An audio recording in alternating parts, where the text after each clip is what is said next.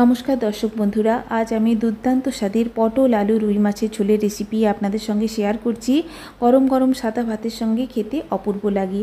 আমার এই রেসিপি যদি আপনাদের ভালো লাগে অবশ্যই আমার চ্যানেলকে লাইক, কমেন্ট অ্যান্ড সাবস্ক্রাইব করবেন।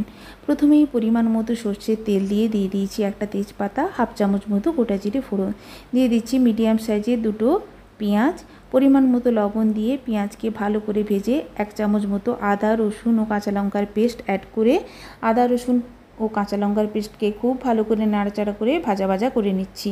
অ্যাড করে দিচ্ছি এরপর মিডিয়াম সাইজের একটা টমেটোর পিউরি ভালো করে নাড়াচাড়া করে অ্যাড করে দিচ্ছি টমেটো পিউরির ওপর হাফ চামচেরও কম পরিমাণ কাশ্মীরি রেড চিলি পাউডার। এতে করে তরকারির কালারটা খুবই ভালো হবে।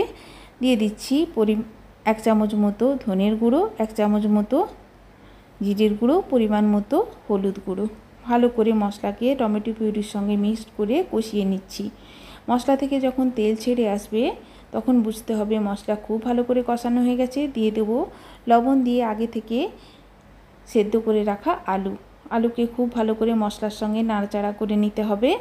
এরপর অ্যাড করে দেব ভেজে রাখা পটলকে লবণ হলুদ দিয়ে খুব ভালো করে ভেজে নিয়েছি।